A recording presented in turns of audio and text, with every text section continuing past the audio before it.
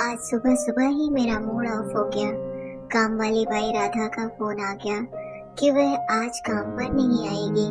नाश्ते और खाने के अलावा झाड़ू पोछा बर्तन सब कुछ मेरे सिर पर आ गया, जिसने मुझे बेहद थका डाला।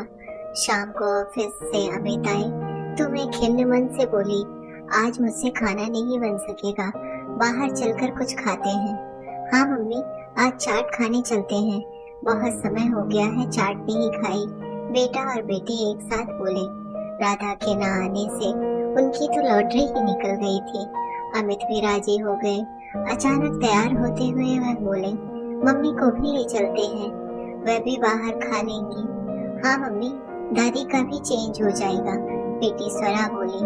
तो मैंने क्रोध भरी नजर उस पर डाली और कहा, बाहर का खाने से दादी का पेट खराब हो जाएगा, मैंने उनके लिए 2 रोटी सेक दी है, सुबह की दाल से खा लेंगी। मेरी बात पर तीनों खामोशी से एक दूसरे का मुंह देखने लगे। जानते थे कि मैं सास के साथ सहज नहीं रहती। हम चारों चाट बाजार पहुंचे। अभी हमने चाट का ऑर्डर किया ही था कि बराबर की दुकान पर राधा को अपने परिवार के साथ चाट खाते देख मेरे तन बदन में आग लग गई। मेरे काम की छुट्टी करके देवी जी यहाँ मजे कर रही हैं, कल इसकी अच्छी खबर लूंगी। मन ही मन मैं सोच रही थी कि दुकान से बाहर आती राधा की नजर मुझ पर पड़ी। वह मेरे करीब आई और नमस्ते करती हुई बोली, भाभी, आज मेरी वजह से आपको तकलीफ हुई। दरअसल आज आपकी इस बेटी का 10वीं का रिजल्ट आया है और यह 80% नंबरों से पास हुई है। पास खड़ी अपनी बेटी की ओर इशारा करते हुए वह बोली, वाह, कांग्रेचुलेशन बेटा।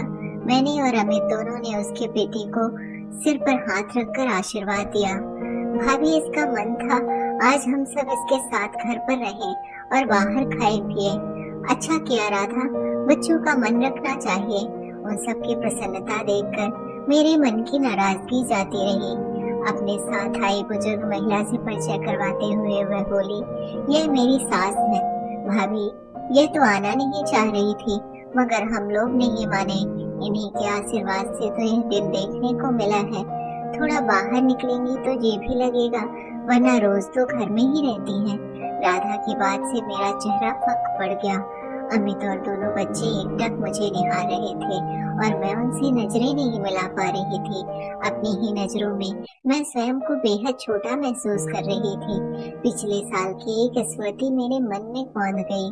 मेरे बेटे सनी का 12वीं का रिजल्ट आया था। 98% लाकर उसने स्कूल में टॉप किया था। घर में शानदार पार्टी का आयोजन था। सनी और स्वरा के मित्र खूब नाच गा रहे थे। मम्मी कितनी हसरत भरी निगाहों से बार बार अपने कमरे से बाहर आकर सबको देख रही थी। मैंने एक बार भी उनसे नहीं कहा कि वह वहीं बच्चों के बीच बैठकर आनंद लें। यही नहीं, उनके खाने की प्लेट भी मैंने उनके कमरे में पहुंचा दी थी। क्या पोते की कामयाबी का जश्न मनाना उनका अधिकार नहीं था? क्या उनका आशीर्वाद सनी के साथ नहीं था? आज मैं सोच रही थी, मम्मी ने तो सदैव मुझ पर ममता लुटानी चाहिए, मेरे करीब आना चाहा। मैंने ही इस पूर्वाग्रह के चलते सास कभी माँ नहीं बन सकती, उनसे दूरी बनाकर रखी थी। किंतु आज एक काम वाली बाई ने मुझे मेरी भूल का एहसास कराया था। बरसों से सुबह जल्दी उठने की मेरी आदत रही है। सुबह 5 बजे मेरी नींद सतत खुल जाती है, किंतु वास्तव में तो आज मेरी आंखें खुली हैं। आज ही मेरी जिंदगी में नया सवेरा हुआ था। अगर आपको कहानी अच्छी लगी हो तो अपने दोस्तों के साथ भी शेयर कीजिए और कमेंट में जरूर बताइए कि कैसी लगी ये कहानी। और हाँ, चैनल को सब्सक्राइब करना ना भूलें। धन्यवाद।